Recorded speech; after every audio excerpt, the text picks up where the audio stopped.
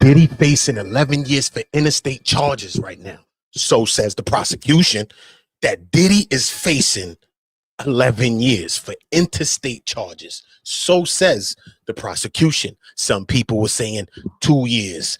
Defense saying 14 months. Some people saying 5 years. Tisa tells them, say, he gonna get 20. I said he getting 20. That's what Tisa them said. I don't know.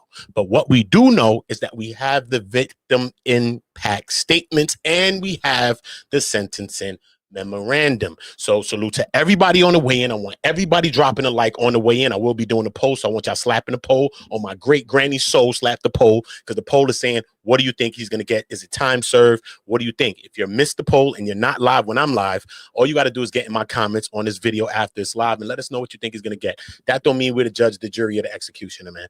We just got a thought. We've been hearing about this. We've been watching it. We've been seeing it. That's it. It's all in our world. It's all in reality. So that's all it is. So salute to everybody on the way in. God bless up all of yourselves. And I'm saying salute to everybody. Y'all know what to do. Make sure y'all dropping likes and everything. We getting into this read right now. All my niggas from the Hooters. All my niggas turn shooters. All my ops turn racks. All my niggas turn shooters. On the internet, you ain't been as right. You been stuck in a computer. All right, cool. This is where we at with it. This is where we at with it. I'm going to start this from scratchy datchies. All right, we're going to start this from scratch. Salute to everybody on the way in. Everybody drop a like. Hold on, let me just drop this pause with that too, because, you know, it just sounds pause. Hold on, let me just put the poll in real quick. All right, cool. What is this one? Hold up. Let's get to it. That's facts. Hold on, let me do this poll real quick. All right, cool. Is Diddy getting time served? That's it.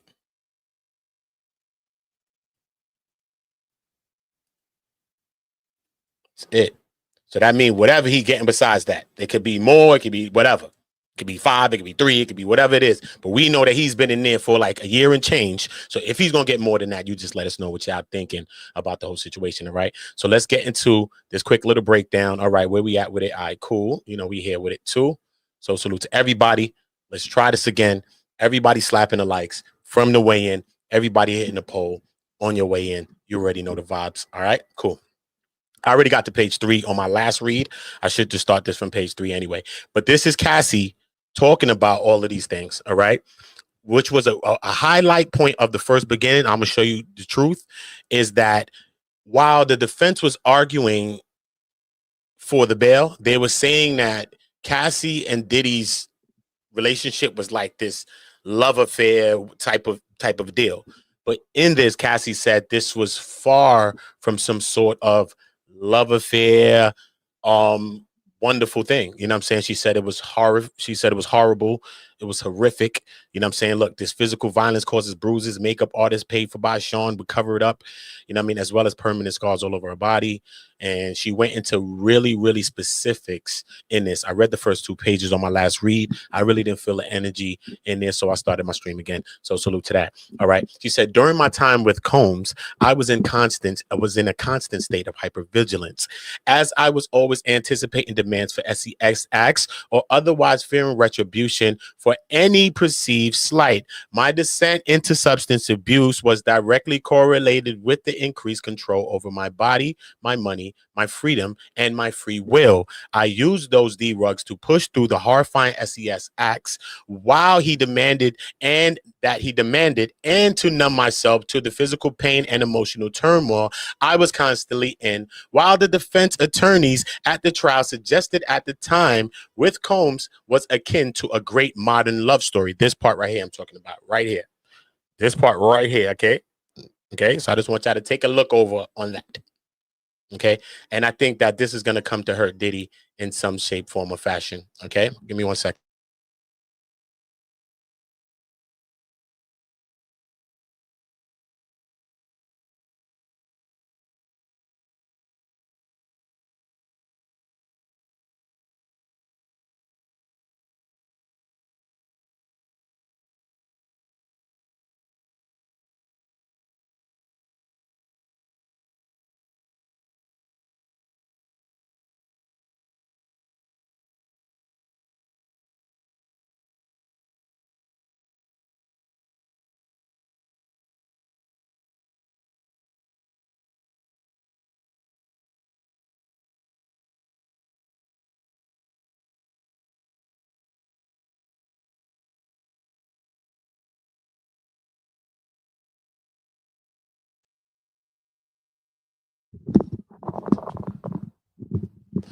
All right. All right. Where we at with it now? Okay. Damn dog over here bugging. Hold up. Boom. All right. So like I said though, I think that this part right here is kind of critical. You know what I mean? It's crucial to what the defense was trying to push. You know what I'm saying? He said nothing could be further from the truth. Nothing about this story is great, modern, or loving. This was a horrific decade of my life, stained by abuse, violence, forced sex, and degradation. Right? He says, I spent the last 7 years of my life slowly rebuilding myself, physically getting clean from the drug abuse that Sean Combs forced and encouraged, and mentally understanding how to live with a seemingly unsurmountable level of trauma. The horrors I endured drove me to have thoughts of unaliving herself. Ones I almost followed through on, if not for my family intervention and urging that I seek professional care. I have been to rehab and I have taken part in dozens of types of therapy modalities and to confront, compartmentalize, and cope with the horrific memories of sexual and emotional abuse I endured for nearly 10 years. While what he did to me is always present. I'm slowly learning how to live my life free of fear and horrors I endured. And in doing so, am fully devoted to my husband and my children. I still have nightmares and flashbacks on the regular, everyday basis and continue to require psychological care to cope with my past. My worries that Sean Combs or his associates will come after me and my family is my reality. I have, in fact, moved my family out of New York, out of the New York area, and am keeping as private and quiet as possibly can because I am so scared that if he walks free, his first actions will be swift retribution towards me and others who spoke up about his abuse at trial. This is not nice. Yeah, bro. Yeah, bro. Might not be nice, man. You got the poll in there, bro. What y'all think he getting? Time served? If not me, he getting anything more than 2, 3, whatever the case may be. But right now is looking is but this is Cassie. This is the main victim, bro. It's the main person. This is who the whole case was all about. This is what everything was all about. And this is what Cassie's saying now. All right. Yes, this looks like them people, the prosecution themselves, has taken her statements or maybe said, you know what, we're gonna draw up something that we feel based on da da da da, and you look it over. You know what I'm saying? And tell me. You know what I mean? So maybe Cassie wrote this. Who knows? Maybe her people wrote it, but she signed off on it regardless of the fact. So it basically speaks to how she feels. But how it's written is just so in a way that I think it may impact the sentencing, just the way this is written. So if you think that the way this is written alone will impact sentence, let me know in the comments. If you don't think it, then let me know in the comments. All right. She says, swift retribution, abuse at trial. Okay. As much progress as I have made in recovering from my abuse, I remain very much afraid of what he is capable of and the malice he undoubtedly harbors towards me for having the bravery to tell the truth. His defense attorneys claim that he's a changed man and he wants to mentor abusers. I know firsthand what real mentorship means, and this disgusts me. He is not being truthful. I know that who he was to me, the manipulator, the aggressor, the abuser, the trafficker. Wow. Cassie, did Cassie say? Cassie never said this in trial. The prosecution is foul. Y'all know y'all did this, bro. Stop, bro. Stop. Stop, bro. All right, this is Cassie's words, maybe how she feels, regardless of the fact she feels like this. So you can't say she doesn't, but she didn't speak like this at trial. She did not use certain words. She never called the male people toots and nothing like that, bro. You see what I'm saying? She even act like she had some love for Diddy. Maybe she got into some things with Alex after the thing to say, yo, you act like you still love him and all that. I don't know. Maybe this is her, but she never used this right here. The trafficker? That's crazy, bro. Yo, that's crazy, bro. I'm sorry, bro. The judge is reading this over like, yo, he gotta do something about this, bro. He gotta do something, bro. This is crazy. He says, is the trafficker, is who he is as a human. Nasty work. He has no interest in changing or becoming better. He will always be the same cruel, power-hungry, manipulative man that he is. When I came out with my allegations in my civil case, he flatly denied them again and again. It was only after actual video footage corroborated the exact words in my civil complaint that he issued in sincere apology on the internet. Thanks to the footage and my testimony, this is also something that he will forever be associated with. For over a decade, Sean Combs made me feel powerless and unimportant, but my experience was real, horrific, and deserves to be considered. While the jury did not seem to understand or believe that I engaged in FOs because of force or coercion the defendant used against me, I know that is the truth, and his sentence should reflect the reality of the evidence of my lived experience as a victim, reliving in detail the events and truth described throughout the trial. And this letter causes me tremendous emotional pain. I am trying with all that I am to move on. I hope that your sentencing decision reflects the strength it took for victims of Sean to come forward. I hope that your decision considers the many lives that Sean Combs has upended with his abuse and control. I thank you for your time and attention. Cassie Ventura Fine. Wow. Wow. That alone was crazy. Diddy in his trial right now, like, yo. Oh, no, you can't be serious. That is some bullshit right there. Diddy is in his cell. Like, that is some bull right there, bro. That's crazy. Because, listen, she did not speak with that type of vitriol like that. And that's what I thought was missing from the trial. Some of that grit. You know what I'm saying? People was there talking about him, but they was talking in a way like they still loved him in some way. And they was talking like they didn't want him to get the 10 to 20 and the 30 years in the life. That's how they was kind of speaking. You know what I'm saying? But we see now with Cassie's on. Cassie has swung for the fence. She's singing a whole nother tune. Not to say a whole nother tune because she's the first one to come out against him, but I'm just saying, the way she's speaking to this is saying, yo, man, put this man away. If she was speaking in that courtroom like this, or, you know what I mean? Bro, I'm telling you, Jane had more of that for him than Cassie did. And if she was speaking more like that, it'd have probably been different for Diddy. You never know. So maybe the jury looks into it. Maybe the jury believes some more. Who knows? But some of this right here that she has right here was missing. All right, cool. Let's see what else we have. That's crazy. Exhibit B. Nasty work. Nasty work. We're going through it again. Okay. We are writing to you as extremely concerned parents regarding the upcoming sentencing of the defendants referenced above. We have read many online reports that state that months are being suggested for his punishment sentence as opposed to the many years that we feel he deserved. 11. Put the number. 11 years is the length of time this horrific nightmare lasted. That's why they pushing for 11 years. Yo, I'm wondering why they pushing for the 11. Cassie was winning for 11 years. Makes sense why they're doing this. So they come in right. They come in strong. Prosecution coming strong, bro. They come in like psychological. Cassie was in this thing for steady. Trying to make now what they're trying to do is make the judge look at it like 11 years, bro, is what Cassie been through this. Maybe the jury didn't see this. Nobody else seen this, but you got to see that Cassie's been through this for 11 years, but she wasn't really through this for 11 years. She was really through this for like 9 years because she was first introduced to FOs at 22, even though she was with him from 19.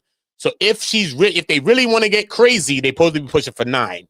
Actually, because that's when the FO started. I was there. I watched the whole case. So let's stop it. They was in some relationship, loving and whatever, right? She left her man at the time, cheated on her man actually, and went and freaked Diddy off on a boat. Yes, she did, Cassie. You did.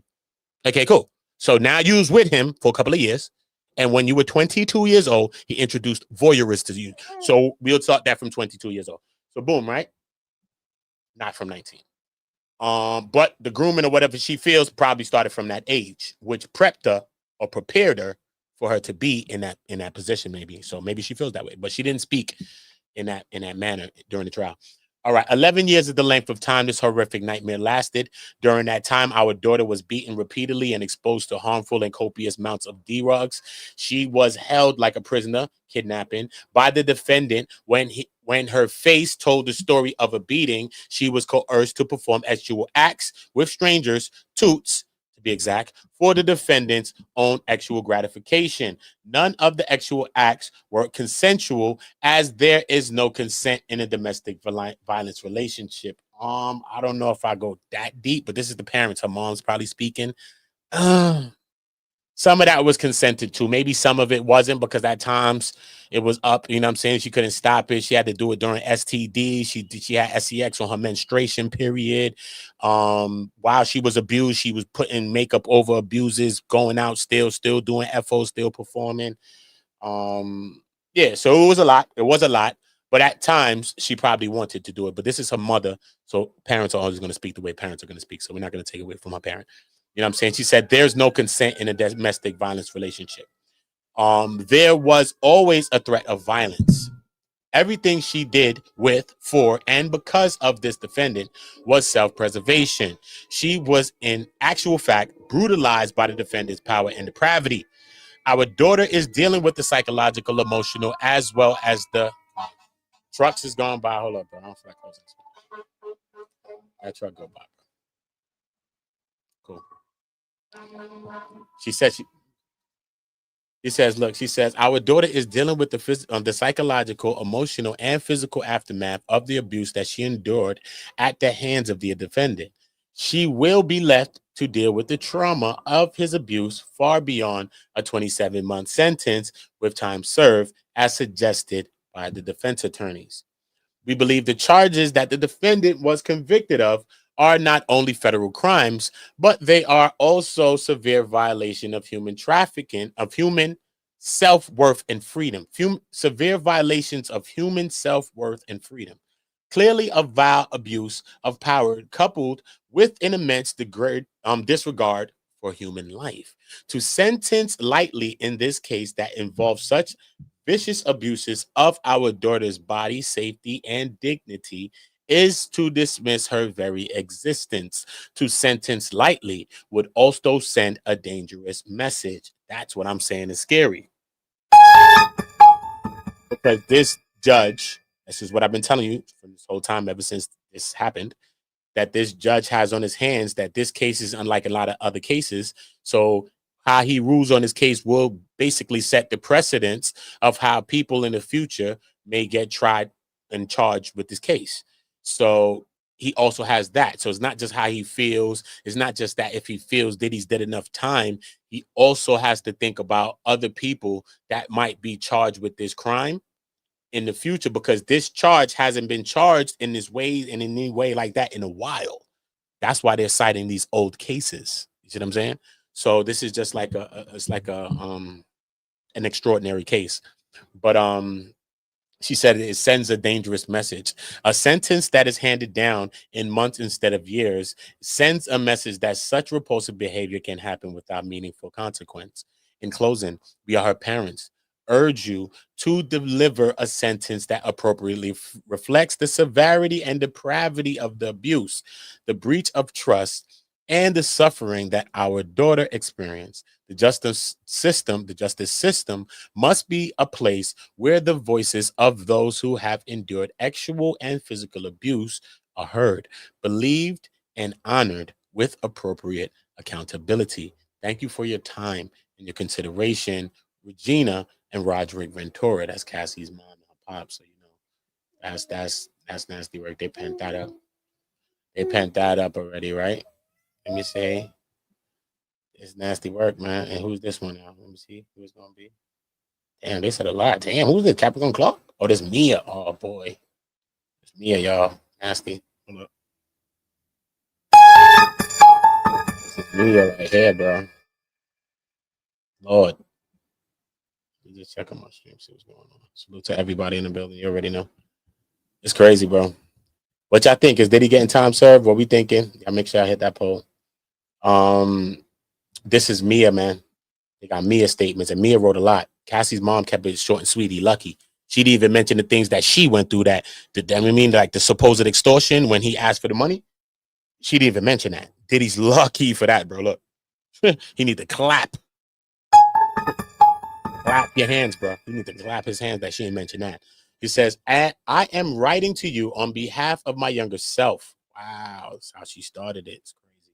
The little girl who once dreamed without fear, who believed the world was full of possibilities, who had faith in goodness of people, and who trusted that her hard work, big heart, and integrity could carry her toward a bright and meaningful future. That little girl is gone. She was buried alive by an abuser, trapped in a world of terror, abuse, humiliation, and coercive control. This letter has been excruciating to write. These people wrote their own letters. It's crazy. They wrote their own letters, bro. Cassie wrote that letter, bro. It's crazy for him, son. Other than during my testimony, I've had to encourage. He said, I've had the courage to discuss my abuse publicly. It feels impossible to describe as I'm slowly just beginning to unravel the tangled web of trauma of myself. But I decided that it is better to try to describe the permanent damage that Sean Combs, my abuser, has caused me rather than to remain silent any longer. I began working for my abuser in my early 20s after I moved to NYC with only a mattress on my car and a dream in my heart. I was made to believe that it was an opportunity of a lifetime to work with him, work for him.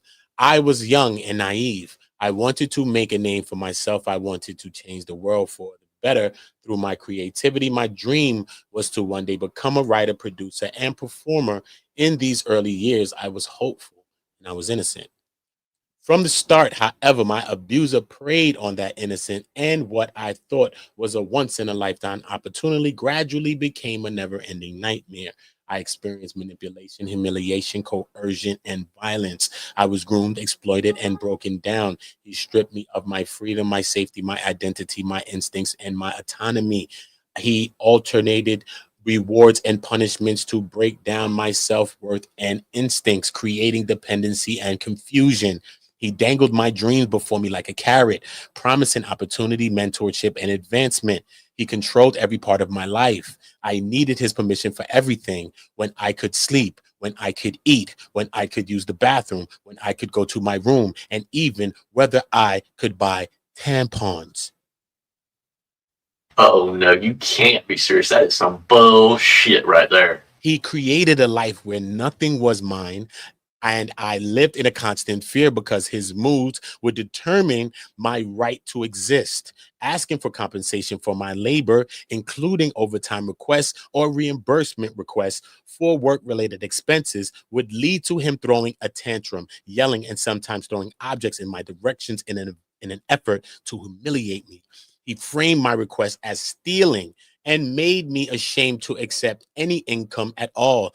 Through his financial manipulation, he kept me dependent and trapped. My work for the defendant was not a job. It was captivity. His coercive control and unpredictable violence left lasting psychological scars, anxiety, and hypervigilance, disassociation, self doubt, and an ongoing struggle to reclaim autonomy. Crazy. Years of abuse and rewired. He said, years of abuse have rewired my brain. Even today, I feel trapped in a mental and emotional pattern that he created. I live with chronic and severe PTSD, depression, and crippling anxiety. I suffer from deeply intrusive thoughts, derealization, panic attacks, night terrors, and insomnia. When I can get a few precious hours of sleep, those hours are often filled with nights of terror that wake me up in a breathless sweat, screaming and crying. I awake with my heart pounding, gasping as if I am still trapped. I have struggled to feel safe in any workplace because of my PTSD, which has resulted in a fragmented professional record, a bankruptcy application, and crippling debt. I can't go to many of the public places that I once loved: concerts, festivals, clubs without risk of having a panic attack. I've struggled to set roots in any location and build a community of support for fear that my abuser would find me and ruin my life all over again. I avoid social media. I can't listen to music I once loved. I can't watch many TV shows or movies, all for fear that I might unexpectedly be triggered and have to relive some of the worst moments of my life. Now, all of this trauma was compounded by the impact of my testimony at my abuser's trial. The investigation and pretrial process threw me back into a world that I had spent years desperately trying to suppress. I had buried so many terrible memories of abuse, including violence and actual assault, that I was forced to dig up and relive. I cannot overstate the traumatizing impact of reading his threatening emails, reviewing old photos and videos, and hearing his voice again. Every meeting felt like a hammer striking at the fragile foundations of my healing. The anticipation of testifying was also horrendous. My therapy sessions were spent bracing for the unfathomable moment that I would face him in a courtroom, in your courtroom, better yet. Instead of focusing on rebuilding my life or forging a new future, when I tried to imagine walking into a crowded courtroom and facing him, I would black out. For months, I suffered from panic attacks. My tongue swelled, my stomach dropped, my hands went cold, my legs became numb. I couldn't sleep, I couldn't eat. The feeling of dread and terror was so intense that I couldn't hide it. I would randomly burst into uncontrollable childlike sobs. I found myself I found myself self-isolating for fear of being a burden on people that I love. I didn't know how to ask for help. I didn't know how to say I was not okay. I had been conditioned for so many years to believe that my needs were unimportant and that any emotion was forbidden. If I expressed any indication that I was suffering or unwell, I could be in imminent danger. I wanted to jump out of my skin. I felt relentlessly ashamed. There were times when I did not want to live. As a result of the defense's team's tactics during my testimony, and despite my use of a pseudonym, my identity has been publicized. My name is no longer my own. It is forever linked to my abuser's violence. My sweet, loving parents had to read horrible details about the abuse of their daughter, riddling them with anxiety and leading them to unfairly question themselves, as if they could have done anything to prevent this. Everyone I have known and everyone I will meet will know my darkest moments. Even the children in my life, my sweet niece and my nephew, my loving goddaughter and godson, my friends' children who inspired me to tell my truth, will one day read the vile details of my abuse. Although the verdict fell short of justice that I had hoped for, the defendant was still found guilty of serious crimes. What he stole from me cannot be returned. It cannot be reduced to years of money. He stole my freedom, my sense of safety, my ability to trust myself and others, and my confidence. He stole my dreams of having a stable, healthy family of my own, my career trajectory, and both my creative work product and creative aspirations. He stole 16 years of my life, the time that I should have spent developing into the independent woman that I was meant to be. My life has been profoundly broken. I'm pleading on behalf of my inner child, the sweet, hopeful, bright eyed girl who could not survive the defendant's abuse, and for the woman I should have become who was robbed of her future. I am pleading for the brave victims that came forward and the countless other victims who continue to suffer, who have been scared into silence. The defendant has shattered many lives, and they too deserve justice. They too deserve to live without the shame or fear. The victims of actual, psychological, and violent crimes, especially against women, are often forced to prove themselves while reliving the trauma that destroyed them. We are questioned, doubted, humiliated, re-victimized, as if surviving and coming forward to tell the story of our survival makes us suspect.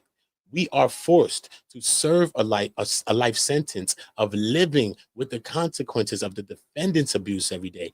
Finally, I am pleading on behalf of future generations who deserve a world where predators cannot escape accountability. This is crazy, bro. This is gonna clip Diddy. This is gonna, yo, son, Diddy might get the 11, bro.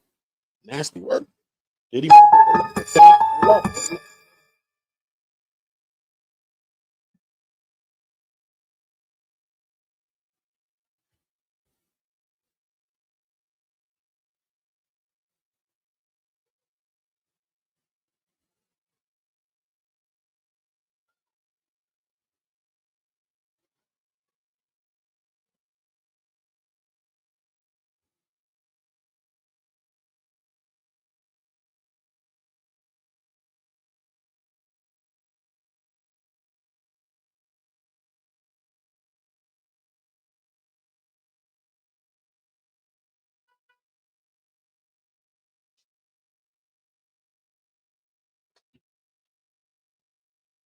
Damn, son, yo, listen to me, yo. Yo, they trying to clip Diddy wings with this one, bro. Listen to me. Yo, where I'm at. Where my screen at? I'll bring myself back on screen. Yo, listen. On Sandals of Jesus. Yo, bro. It's nasty, bro. It's nasty. I don't care what side of the fence you think you on this case right now. Reading these victim impact statements. What's crazy is this, you know. Everybody went in there and spoke their speech. So I'm not gonna say nobody was acting like nothing, but the way these victim impact statements are reading, I'm telling you, I was in the court every day. I seen me and them testify. I seen all these people testify, bro. Cassie, Jane, everybody. I watched everybody testify. And these words from this victim impact statements are hidden much harder than the trial. And it's not even that long, son. It's just some quick. So imagine if they came in there with the ferociousness for Diddy. Like, nah, it's him. Imagine if the women really came in there with the ferociousness for him, son. It'd probably turned out different for him. If they came with some of this, I'm telling you, bro, it wasn't like this, bro. It really wasn't. The prosecution was trying to pull this out of me or pull this out of them.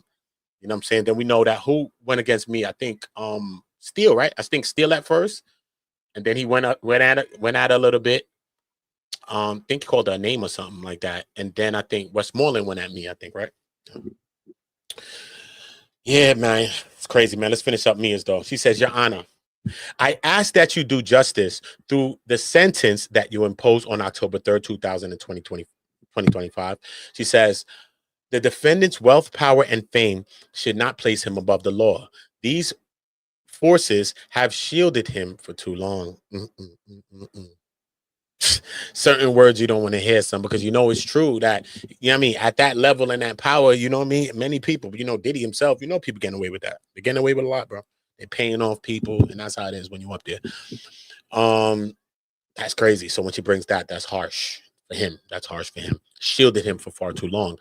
I ask you to deliver a sentence that reflects the full measure of harm that he has caused, the years of coercion, financial abuse, humiliation, physical and sexual violence, and the profound trauma that he has inflicted as a result. I ask you to deliver a sentence that takes into the account the ongoing danger my abuser poses to me and others. Oof. A sentence that honors the truth, the pain, and the lives that have been destroyed. A sentence that gives us hope, protection, and justice. So please help us believe that the legal system can offer justice to innocent and vulnerable victims, and that those with power, wealth, and influence cannot destroy lives without consequences.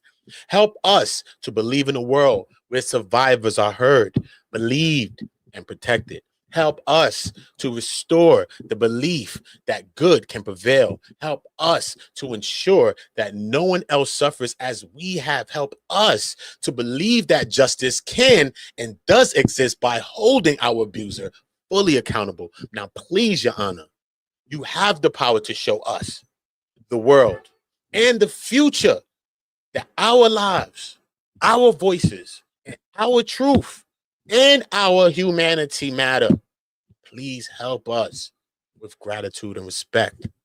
Mia, it's crazy. Crazy, bro. That's crazy. So regardless of what you think about that, that's crazy. Because I've been talking to you about that, what the judge has on his hands. It's not been cases like this. You know what I mean? Diddy's a big figure. Other people could get tried with this in the future. You know what I mean? What are you going to do? Are you going to leave some mark? This is his big case. This is the judge's OJ case. You know what I'm saying? Big cases like this don't come around. It comes around every little so often. It's like whoever's getting Luigi Mangione case, the guy that, you know what I mean? Certain cases is big cases, bro. But this case is different because it also has race-related issues. In some senses, people made it like a black thing, even in a black and white thing. It became some of that outside. You know what I mean? It became a lot of different things. People had their own spin on this case. You know what I'm saying? So what do we think the judge is going to do?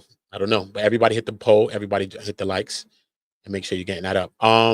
Exhibit D. I'm going to try to run through it. It's a lot to read. So I'm going to read some other stuff later too. I'm going to read some. I can't read all this stuff. Where my shit at? But yeah, can't do this. Puff the Magic Dragon or something. Live by the sea, homie. Hey, y'all probably even dropping those likes. Like some real ops. But take it a puff.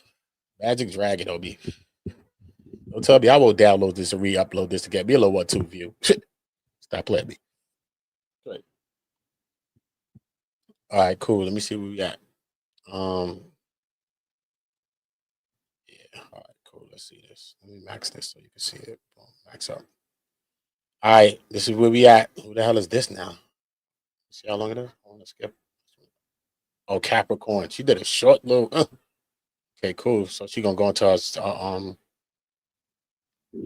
Is she gonna go into when she did the lie detector test? Is she gonna go? You gonna see?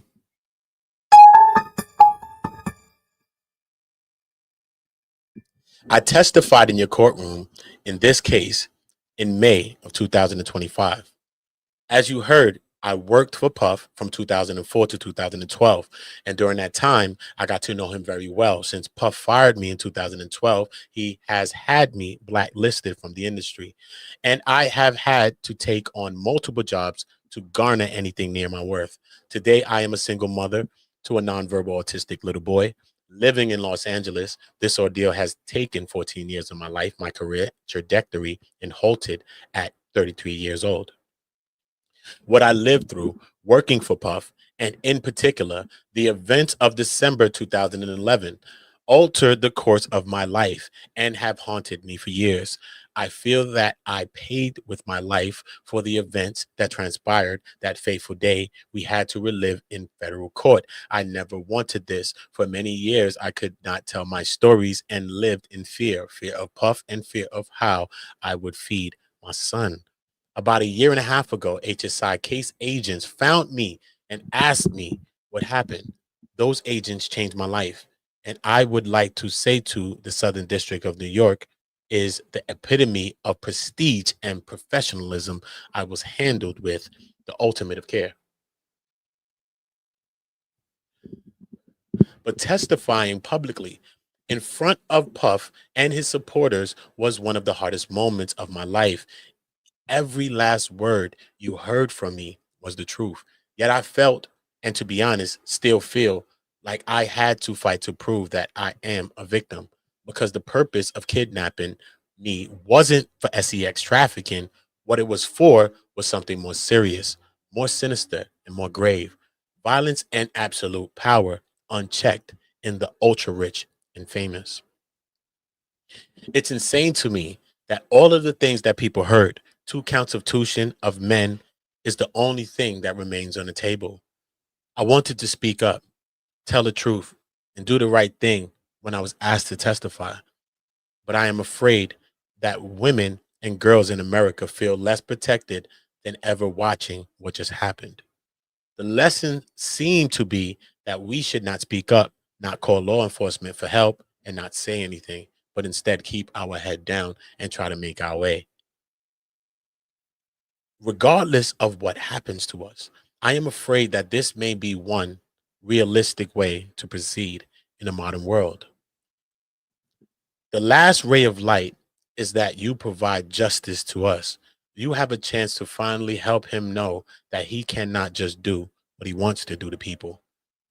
There are repercussions and consequences. He cannot just destroy other people's lives. Karma will come back in hundredfold ways. I would like Sean Combs to serve additional time in a correctional institution. I truly believe that serving more time will save Puff's life, as time away from his money, drugs, and his power is the only punishment that he'll recognize. I hope Puff has life on the other side of his time to make good on the changes that he knows he has to make to spend time with his family and to get the chance to correct the damage that he's so recklessly done to so many people who only meant well by him. Thank you, Your Honor, for your time, your consideration, and for hearing us. Finally, God bless. Capricorn Clark.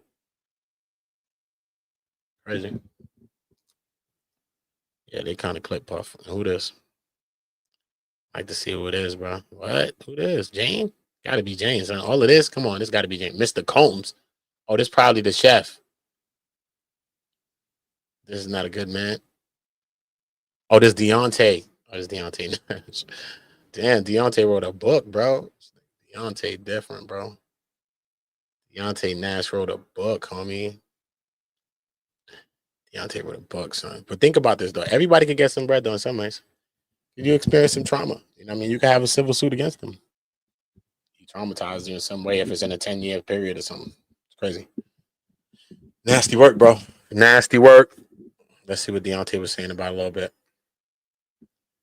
Oh, hold on. Who in the chat? Let's see. The ruler said, oh, my man Chris came in there. He said they want him sentenced based off the accusations and not what he was convicted of there, son. It's just based on that. You know what I'm saying? But also, it's not just that. It's just what it really is this. This is what it really is. You know what I mean? What it really is. Hold up. We go back to the comment. Shout out to everybody that's in here with us. Salute. My man Chris. Doe in the chat with us. Yeah, Octavia said free Diddy off for everyone. You know what I mean? But I'm responding to this comment right here. You know what I mean? Shout out to the ruler report. What it is that not only that's what they're really trying to do, though. They're trying to do that. Besides that, they've also lost the big charges. So I think they're trying to get off all the time that they can get off within these 2 counts, which they know he's not going to get 20, but they're trying to push for the max of it. I think it's kind of smart for the prosecution to say, you know what, we push it for 11 years because that's the years that Cassie had to endure. But, you know what I mean? We know that the FOs really, because y'all pushing FOs was the big deal, right? The baby all and all that. So don't act like y'all was thinking about love and marriage. Prosecution I'm talking about. Exactly. So we can start that from 22 when the FOs is first introduced to her. Okay? From that to whatever. And that's about like 9 years or so. Give or take. So could he get it? Yeah. Based on some of these impact statements, yeah. I think it could be impactful. But I also know that everything that's been alleged against you can be brought back against you in as relevant conduct. Even though the jury has found you guilty, I mean not guilty, that means that they couldn't agree to feel that you were guilty of that. You see what I'm saying? It takes 12 to agree on something too as well. And they couldn't agree. So maybe they didn't believe certain. Maybe the prosecution didn't display their case enough. You know what I mean? The judge could sit there though and feel like you're guilty of your charges, even though the jury has acquitted you of all these charges. You feel me? So now the prosecution is going to bring back all of those things that were alleged against you, the fraud, the coercion, the this, the that, and all of those things, even though you've been acquitted of it. This is what they're talking about here. You see what I'm saying? And I'll go to the sentence in the government sentencing memorandum and show you what they're talking about. I'm going to read it. I'm going to tell you. I already know what they're talking about.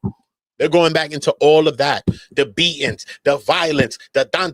They're going into all of that, bro.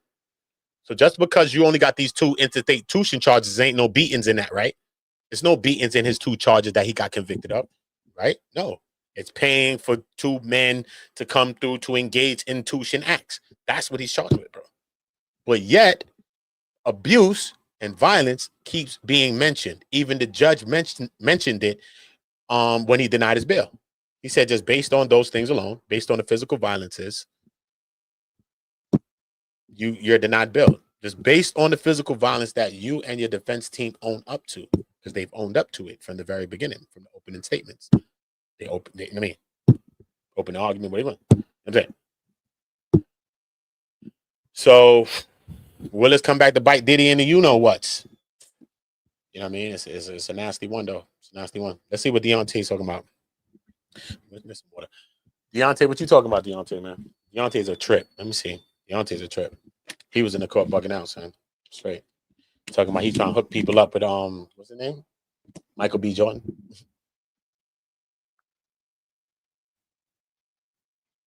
He was trying to get Cassie Clip hooking up with Michael B. Yo, chill. Yo, Deontay. You know Diddy was on your kufi, son. Don't try to hook up. He said, look, thank you for the opportunity to share these thoughts. I write with great respect for the court and the difficult decision that it must weigh. Mr. Combs' attempt to secure release for his scheduled sentencing hearing demonstrate a troubling lack of accountability and a continued pattern of manipulation. The charges that he was convicted of, including the violations of the Mann Act, are not minor. They reflect serious, deeply disturbing conduct involving the coercion and transportation of individual for illegal sexual activity. The thought that Mr. Combs does not believe that he deserves jail time is both disturbing and frightening. Crazy. It underscored the depth of his lack of accountability and the danger he poses. Someone who refuses to acknowledge the harm that they have caused, who believes that they are above the law, demonstrates the same pattern of manipulation and abuse that has impacted so many lives. The fact that Mr. Combs believes that because he's harmed people he claimed to love or called friends, he somehow deserves leniency is outrageous. That seems, no, he said that sense of entitlement makes his actions even more sickening. Yet Mr. Combs continues to treat this process as negotiable. As he said, as though he is merely managing a legal inconvenience rather than confronting the consequence of federal crimes. His efforts to preempt the court's process show not only a lack of respect for the justice system, but also a refusal to acknowledge the severity of his actions. At one point, there was public indication that Mr. Combs intended to seek professional or mental health treatment. Whether that occurred remains unclear. What is clear, however, is that there has been no visible movement towards accountability. Yeah, I'm telling you, that's that. I spoke about that though, bro, in my last videos, especially when Mark Agnifilo came out and said that Diddy said he's going to be back on the main stage on Madison Square Garden. When Nicole Westmoreland came out and said that they was in talks with Trump, and then they both had to talk those statements back. I don't think that the bravado, I don't think that he being free need to be the talk. From the defense's perspective, I think it needs to be more about some sort of accountability. And all of the things that, hey, all of the things that I was seeing, you know what I'm saying? It's like, we don't see what that change in that process looked like. You know what I'm saying? What does it look like? Yo, listen, I'm going to go about it like this. I'm going to be doing this. I'm going to be giving back to charities. I'm going to be giving out to victims. I'm going to be doing speeches. Whatever you think you're going to do, whether people think it's right or wrong, you need to be laying out that. You know what I'm saying? That's why I've been saying we haven't got a chance to hear any of this.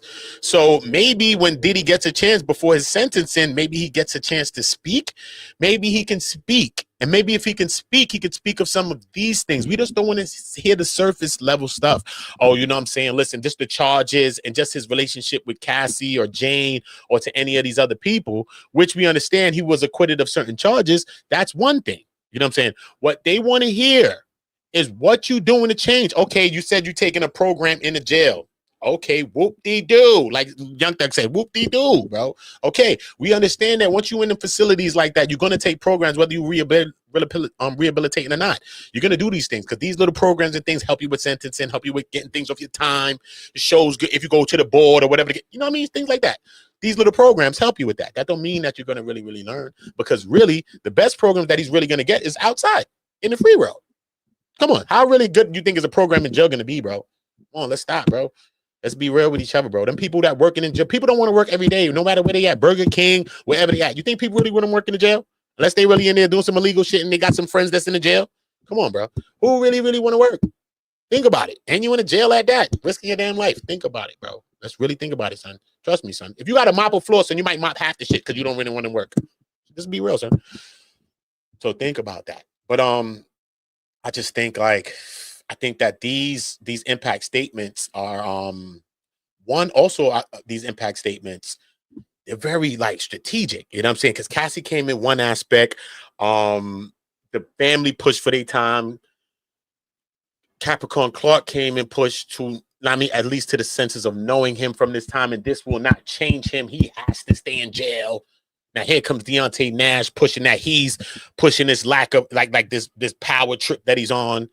So they kind of, so you know what I'm saying? It's like it's a lot for the judge. It's a lot. It's a lot for the judge. I'm going you. His violence has not been limited to private encounters.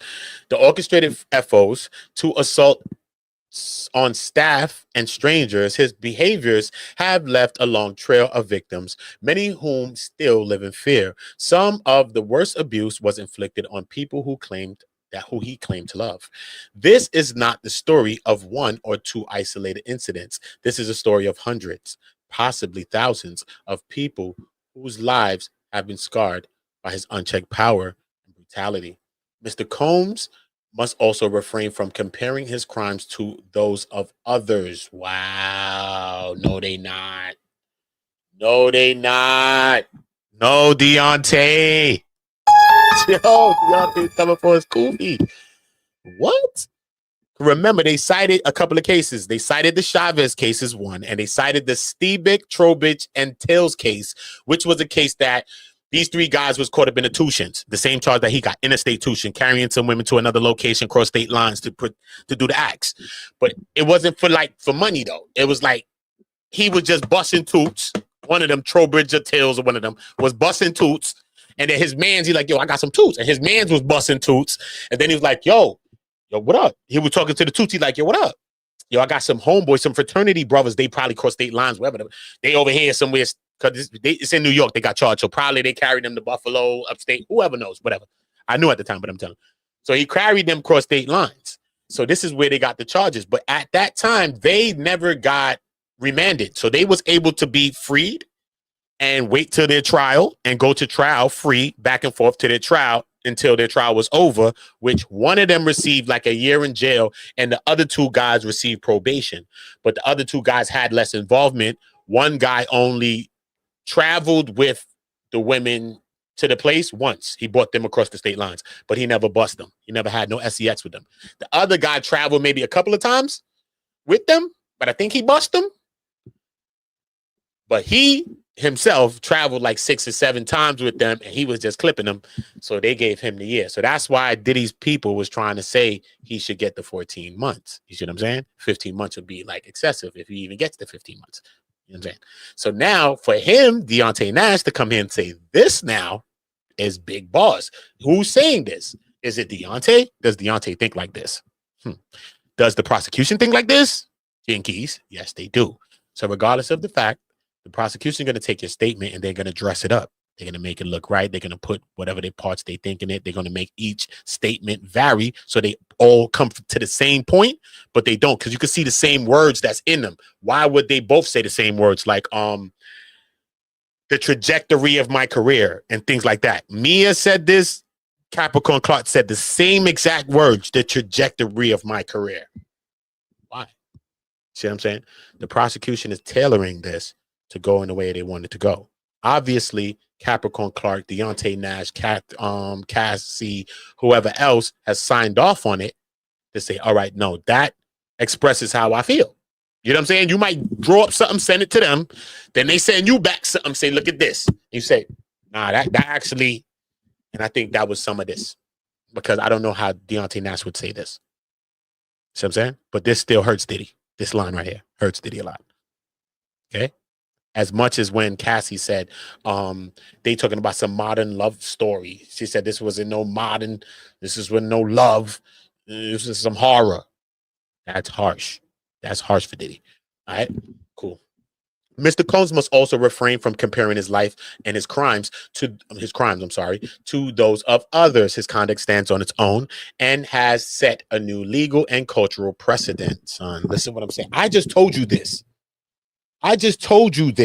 That the judge right now is going to have to set precedents with this, because this is an extraordinary case. We understand that the defense team was also citing that this is an extraordinary case, which was trying to give him reasons for bail, citing some other people that then got freed from jail, right, based on the conditions. But that guy was an older man and was having maybe some health complication, maybe heart, lung related complications. So that's why that person was freed from jail. And this is why they said, no, Diddy, that man was older. He was going through whatever. That's not what you're dealing with right now. I know you're in there with some situations, but just chill. And that's why the judge said no. See what I'm saying? Cool. So now his conduct stands on its own and has set a new legal and cultural precedent. This is no doubt, this is not about relative wrongdoing. It is about individual accountability for a decades-long pattern of abuse. There are many reasons why Mr. Combs should serve an appropriate sentence. Psychological impact on victims. His release would re-traumatize survivors, many of whom remain in hiding for their safety. The court has a duty to uphold justice and protect those speaking out. Influence over potential co-conspirators. Release would allow him to coordinate with uncharged associates to retaliate or construct false narratives. No remorse or accountability. To date, he has shown no genuine remorse, only carefully crafted statements issued under legal pressure. This lack of accountability should weigh heavily against any request for release. Public safety concerns. And finally, the allegations include violent physical abuse, death threats, and intimidations, and his release would endanger survivors and the public at large.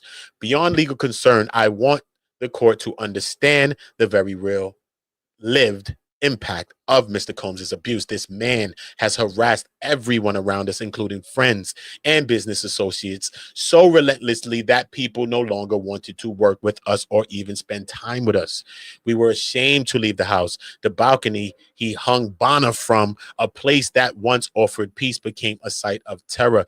Cited that in there. Damn, did it really happen? Because you know that the way Bonner got cooked up on the stage, it kind of was making it seem that Bonner lied, or that Cassie and her was in some kind of coercive plot to put together the play, because they couldn't agree where the thing took place. Cassie said it took place in a hotel room and another girl was there, and Bonner said no, it took place in your, I think it's Stockton address, and he hung me off your balcony. So, and then they weren't speaking at one time, and then they got back together to speak around the time of Cassie's lawsuit. So it was a lot of little things about Cassie and Bonner's relationship that made me think like Cassie and Bonner were scheming or plotting, strategizing to bomb first on some pocket. You know what I'm saying? In some ways, when you read it. But the balcony from that Bonner hung from, it offered peace, became a site of terror.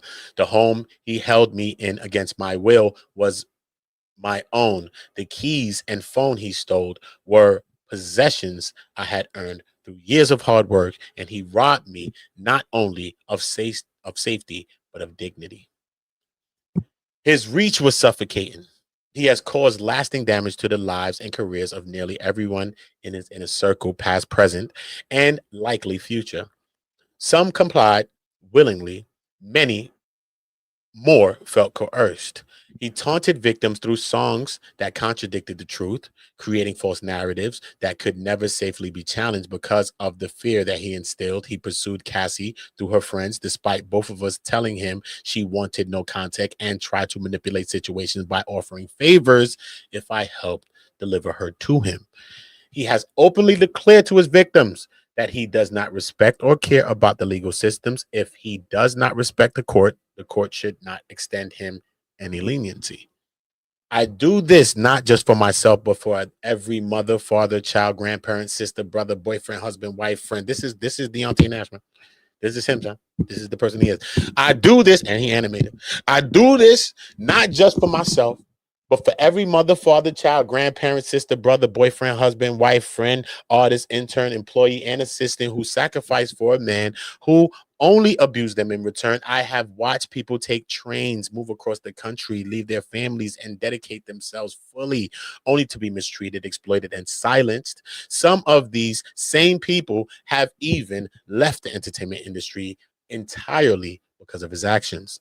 This issue is not only about violence, but also secrecy. Many of us were abused precisely because Mr. Combs wanted us to hold his secrets to maintain his reputation. The truth is, Mr. Combs never respected those who worked closest to him and with him. He rummaged through our lives while publicly pretending to suffer through hard times. He refuses to take responsibility privately or publicly, and the abuse was deliberate. The control was relentless, and the damage is lasting.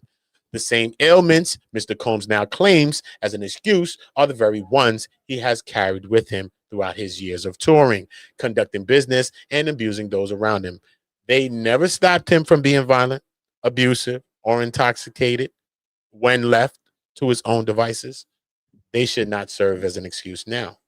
True change cannot exist without acknowledging the harm that one has caused. Claiming to have changed while continuing to defend the very behavior that led to incarceration is not accountability. It is avoidance. Mr. Combs repeatedly shifts between denying responsibility, seeking sympathy, and reshaping the narrative to suit his immediate needs. Real transformation is consistent, honest, and uncomfortable.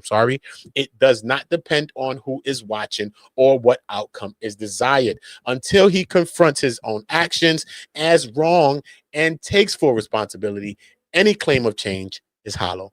I do not expect him to be in jail forever, but I am praying for a sentence that allows the victims to heal and encourages Mr. Combs to genuinely change. For all these reasons, I respectfully urge the court to deny his request for early release and deny his 14-month suggestion. He has been fighting the truth for the past year, and this ongoing denial is causing additional harm to the mental health and the mental well-being of the victims. Survivors deserve safety. The public deserves protection, and justice demands accountability. Judge, this is not a good man. Thank you so much for your time, Judge Abraham Submarinian. Your consideration means a great deal to me and to the victims. Respectfully, Chicken Scratch, Deontay Nash, and Exhibit F. Oh, Chef Jordan, here you go. I don't want to read you. Hey, you want to send the whole book? No, I'm done with her. Chef Jordan. Oh, I'm done. Oh no, you can't. God. That is some bullshit. Chef Jordan, Right there. Kid rocks. Kid rocks, homie. Yo, bro, how's she gonna come out and write a whole book right now? When people wanted you to come pop out in the court. People wanted you to come pop out in the court, woman. That's crazy. That's nasty work. That's nasty work. I'm not gonna hold you. That's nasty. Chef Jordan. Oh my God, what you got to say? Hold on one second, y'all. Give me 1 second. Let me take 2 pulls of this. Oh,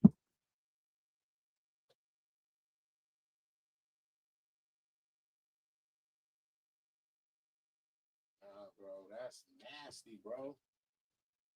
Chef Jordan, son? Nah, that's crazy, bro. That's nasty work, bro. If that's the case, you should have popped out in the court, bro. How you ain't pop out in the court, but then you want to write a whole book? Or was this her first letter that she been wrote and they just pushing it out now? What is this? It's crazy. I'm just going to read some of this to see what the hell's going on. This was Sean Combs' personal chef from summer 2007 through the spring of 2010. She says, during my time, I can say, hold on, man, 2 pulls for Chef Jordan. Hold up. And I still got the other 100 or something pages to read. So I'm going to do that on the next stream. It's crazy. I'm going to try to get it out, at least get some of it off as much as I can. All right.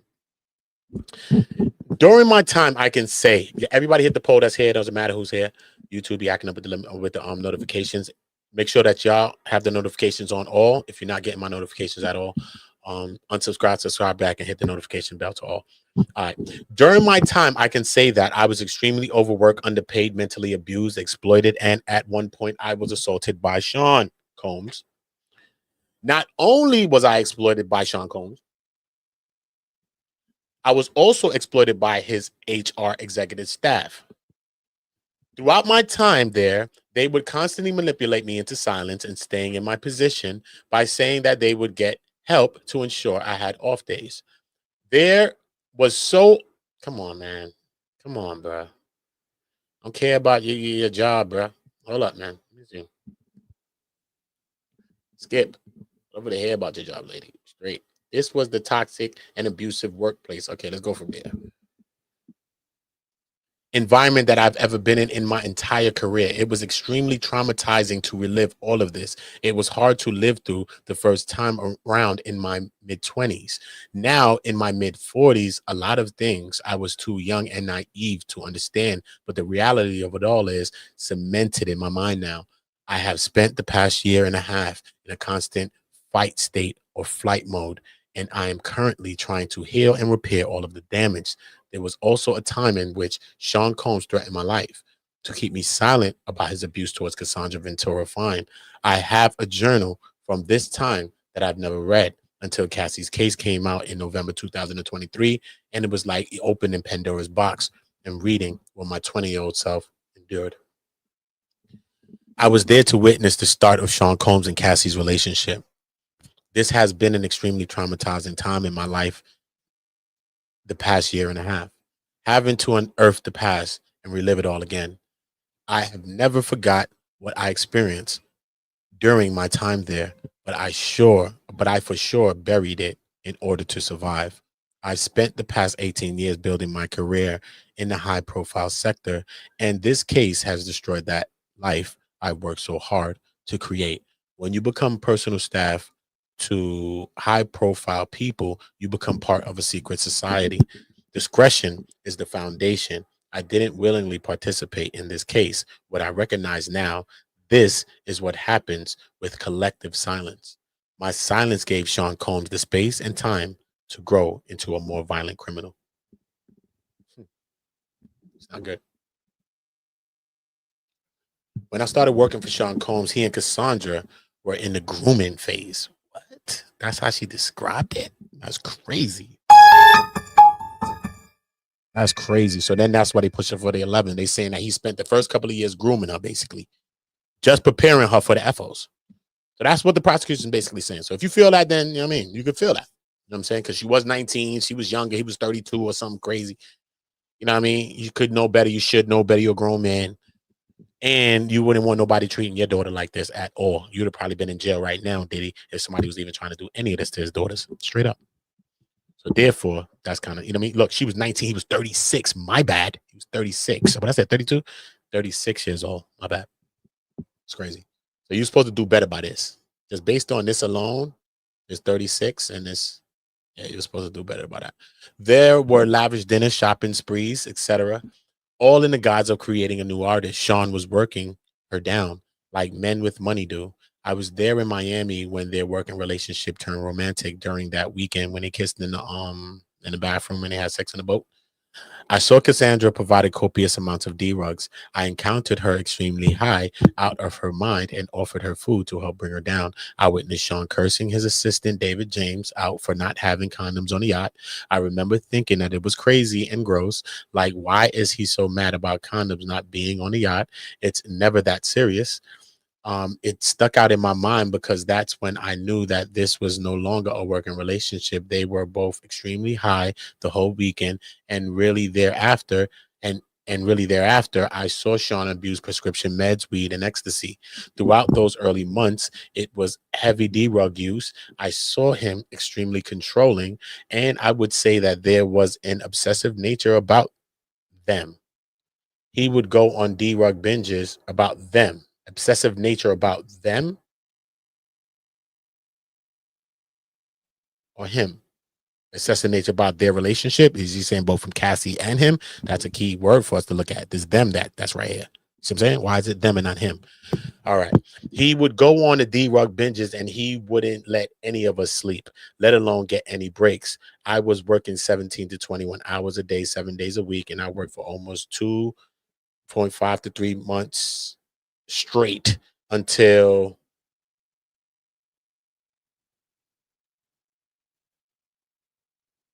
my first off day. Damn, she worked for like damn near 3 years before her first off day. For 17 to 21 hours a day for 7 days a week. He screamed and cursed at me when he saw me having casual conversation with Cassie. He said that I wasn't supposed to be talking to her, that if it wasn't about food. He also cursed me out when he saw me speaking to guests at one of his parties. He was watching me from across the room. Then he pulled me aside and said that I wasn't supposed to be talking to his friends, that he didn't work all these years for me to come and steal his relationships. Sean Combs, that's crazy. Sean Combs would cure me out. Would cure me out? Curse. Sean, this is what I'm saying. How they put this thing out? This thing got grammatical errors. This thing got spell check errors. What? When was this from? When was this from? Was this the first thing that they just threw in the statement that they got from her from the very beginning? Just threw it in there and say, look, this is the statement from her. This is an impact statement from her. Boom. Is that or is this new, bro? Why is it looking like that? Why don't her statement look like everybody else's that's new? Why does it look like this? Why can't I look? Why it's like a picture? Why can't I make it blue? Remember when I did it on the other lines and I highlight the line? Why can't I? Why this is like a picture? Think about that, bro. I think that this is an old thing from what she been had and they threw it in here. That's what this is. But they put it in as far as an impact statement because she never got to speak during the trial, but she was the person that knows him well. So then that's how come they threw this in there. So that's crazy. They should have got something new from her.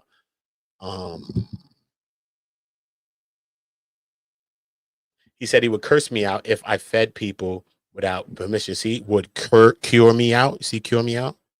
So I'm saying this is weird. He made me feel like I had to look at the floor and not make eye contact with guests. I'd say like a pimp does to his women. During this time in November 2007, while at the Miami estate, I witnessed Sean Combs get aggressive and borderline violent with the estate manager, Amanda. He was enraged by the fact that Amanda was allowing her house staff to eat. When Sean Combs questioned her about it, she lied and she said she never told me to feed them. Amanda and I actually got into a disagreement about me feeding the staff because I told her I wasn't being paid to do that. I actually called HR to get clarity. They informed me that I was supposed to feed them. And one day, Sean Combs observed the groundskeeper making themselves a plate, even though I said they shouldn't because he hadn't even eaten yet himself. Of course, as they are making their plates, he comes downstairs. Once he sees this, he immediately starts screaming and cursing about who told them that they could eat. I stood there silent. I didn't want to get anyone in trouble. I couldn't tell if he was that furious. Ultimately, Sean Combs' security told him that Amanda told me that I was supposed to feed them. Sean Combs then called both Amanda and I into the kitchen. He started screaming and cursing at Amanda, saying, why is she lying? Why is she telling me to feed her staff? Ultimately, as he's screaming, he gets up and he throws a bottle of water across the room, saying, I'm the mother effing king. You are lying to my mother effing face, or to my effing face right now.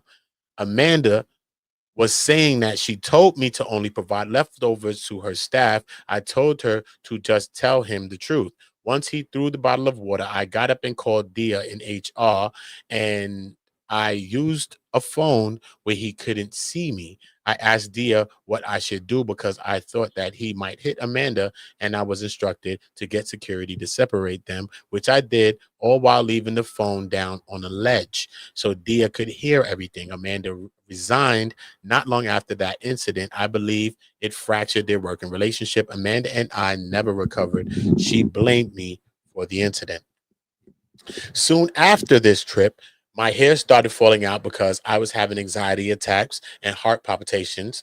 And I asked HR if they could rush my benefits through because I needed to see a doctor. I was diagnosed with stress-induced alopecia and extreme anxiety attacks. I was prescribed Zoloft. Throughout This time, I was constantly calling the office asking for help and begging for off days. When you work 17 to 21 hours a day, you never really rest because your body and mind are still racing when you lay down. And by that time, you have to get up for the next day. HR kept stringing me along, saying that they would get me help so I could have off days. I was so young and I just wanted to prove I could do it. So I stayed, thinking at some point that things would change, but they never did. In April of 2008, I was at Alpine, New Jersey estate where Sean Combs physically assaulted me. We got into a heated argument and I quit, which enraged him. He kept saying that I couldn't quit on him, effing quit on him. As I was walking out of the house, he was following me, screaming, cursing, and berating me. Once the door was open, Sean Combs used all of his might to push me out the door. I went flying in the air and ended up on my elbows and butt, where there were 2 steps to get up into the house, so it was a pretty hard fall. I called the police but hung up. I called HR and told them I was going to sue him. Ultimately, HR told me, see, ultimately HR, see what I'm saying? This is not new. This is old, y'all. Ultimately, HR told me that I would be blackballed and my career would never, when my career would be over if I sued him. They said that Sean had the power to blackball me and would end my career when it just started. I chose my career and I stayed quiet. I left for a few months, but I was asked to come back. I was assured that this would never happen again, that Sean Combs would apologize and that they would find help so I could get off days. HR said that they would look at budgets for a pay increase. At this time, I was only making $65K. I wasn't working after I left. So when they called, I went back. Sean apologized. Look, Sean is SEAD. Look, see what I'm saying? Apologize, but none of the other things ever happened. See what I'm saying? You see how they writing it, right? Twit. In 2008, let me see how much she wrote, bro. Come on, bro. Tired of this lady, bro. And if you really wanted it, come to court, bro. Come to court, man. Come to court. Tired of you, Chef Jordan. I like how she write her why, though. See how she like why? Come on, bro. You came in. This is some old work anyway. Get out of here, bro. That should look like the old paperwork. Get out of here, bro. I'm trying to hit us with that. Look, I'm just gonna scroll this slow so y'all can see like that. Right. They're trying to hit us with the old work, son. They think they slick, bro. They're not. They're really, really not slick, bro. Look, they're not slick, bro. They're not slick. Look, they're not slick. All right, listen, you got whatever. What happened? Where's the actual abuse with you? That's what I want to read about. What's going on? Okay, over the course of time, working with Sean Combs, I saw hotel rooms be set up with light sheets, baby yolls, and astroglides. Okay. I had always assumed that it was freaky things going on, but never knew the extent. I dared not to ask. I saw Sean Combs yell, scream, berate staff, artists, employees, and girlfriends. He was always mentally and physically abusive. I saw Cassie bruised on 2 other occasions in Miami and LA, but never questioned it. Sean Combs weaponized food, sleep, and breaks. We were not allowed breaks. I'm not talking about you, what you went through. Come to court. Come to court. Straight. And now you want to come with the big work. Come on, bro. Come on. If you came out with all of this stuff in the beginning, maybe that changes the jury's perception, bro.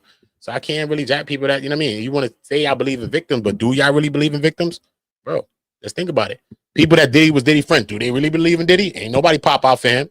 Some people that supposed to come out and speak for the victim, they ain't pop out for no victim. So what the hell are we doing here, bro? I think it's a lot of farce. And that don't look like nothing new. That don't look like no new work. That's some old work. That's some old work, bro. I'm not stupid. That's some old work. Old work, bro. Old work. Straight. So we're not gonna do it to ourselves. But I do have something else that I have to read. It's a lot, bro. It's a lot to go through, bro. But I think I might do that one a little different. I might drop the links on that one. We could go through it too. Some of y'all probably want to hit the link. I can hit the link. Shit. We can chop it up about it. And think about it. You know what I mean? We could speculate, talk about what we think about the case, or yeah, everybody's able to hit the link and we can have a conversation about it. That's what I think I want to do. Because I want to know what y'all thinking about it. And I just don't want to read y'all words. You know what I'm saying? Straight up. I got many channels and I'm not with the reading shit. I like people getting up, chopping it, speaking their mind, lifting their voices. Straight. Silence only aids abusers, bro. We need to speak our minds. Silence only aids a motherfucker who ain't trying to change some shit. That's why you're trying to be hiding and silent about some stuff. See what I'm saying? Silence never helped nobody, bro. Never helped nobody, bro. Not in no real situation.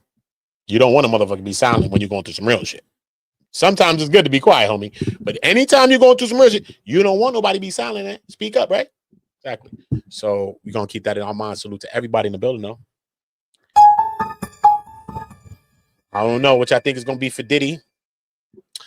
I got a 180. Let me just show y'all what I'm talking about because y'all think I be capping. Hold up. Let me show y'all, bro. It's 180 some pages, bro. It's not even a joke. Is this the same thing? No, it can't be that. Got to be this one. Look. Gangster, look. Introduction. Okay, introduction. Look. Boom. You already see the pages, bro. Stop. Okay. So you already see what the work looking like. Okay. So that's what we got to get into next. So I'm gonna count this like an hour so people could just come back and maybe just want to read it or just listen, take a listen with that one. And I think this impacts Diddy though. I think this is gonna probably hurt him, you know, more than it's gonna help him. You know what I mean? Whether people want to be optimistic, okay, cool. I'm an optimistic person, bro. You know what I'm saying? The fire, I can be in the fire. Think I'm gonna get out the fire. You know what I mean? So I get it. You know what I'm saying? I get it, especially when you're in those buildings. I get it, bro. It's good to be positive and try to be as positive as you can be when you're facing charges. I get it. But just the way it was tailored, you know what I'm saying?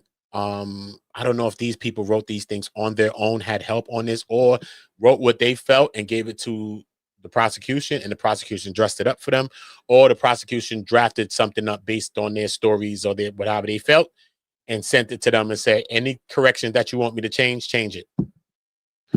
That happened somewhere because just the way it's written out, the way it got consistencies of things that's being said in each thing, normal people just don't speak in certain ways, or we're all just not going to say the same thing in the same way in an impact statement. We're all going to speak differently from where we're from.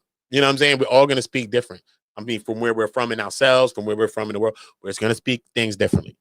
See what I'm saying? So, but I still think they come to affect Diddy, and I think it's going to hurt him. I really, really do. Honestly, I think it's due. I don't know if it hurts him to the fact that he gets 11 years, though. You know what I mean? I don't know. You know what I mean? But the 11 years, I think for them to think about that, I think it's pretty smart on the prosecution's end, because I was like, 11 years? Him and Cassie was together for 11 years. So that's pretty smart. You know what I'm saying? The defense been doing good things. The prosecution, this was a battle, bro, on both sides, bro. No matter if you was on the defense's side, no matter if you was on the prosecution side, it was a battle the whole way, bro. And it still is. The battle's not over yet. You know what I'm saying? And they still battling. But I think it was pretty smart for the defense to come up to say, because they want to make the judge see the 11 years, see the things that the jury didn't even see, and see that this woman was brutalized for 11 years or whatever the case may be. Even though I'm saying the first couple of years of their relationship from 19 to 22, you could say it's the grooming period, but she started doing FOs at 22. So will he get 11? Will he get 10? Will he get 5? Will he get the 2? Will he get the 14 months? What do y'all think that he's going to get? Y'all get in the comments and y'all let me know. All my niggas from the Uda. All my niggas turn shooters. All my ops turn racks. All my niggas turn shooters. On the internet, you ain't been a threat. You been stuck in a computer. All my niggas turn shooters. All my ops turn racks. All my niggas from the Uda. All my niggas turn shooters. All my ops turn racks. All my niggas turn shooters. On the internet, you ain't been a threat. You been stuck in a computer. Show me the proof. All my niggas turn shooters. All my niggas from the Uda. Welcome to the Uda. All my niggas from the Uda. All my niggas turn shooters. All my ops turn racks. All my niggas turn shooters. On the internet, you ain't been a threat. You been stuck in a computer. Show me the proof. All my niggas turn shooters. All my niggas from the Uda. Welcome to the Uda. All of my niggas insane. They tryna catch a mistake. Young niggas putting in pain. It in the game, all for the game. Niggas ain't playing for nothing. Went in school, laying it bang. My little nigga kill my little nigga. Full-time job not to kill niggas. Jump off the porch of the field, nigga. You was in the house, I'm a field nigga. No fuck boys around real niggas. Been a drug dealer since a little nigga, huh? To get a kilo, they'll kill a nigga. Fuck how you feel, nigga, to get some kilo.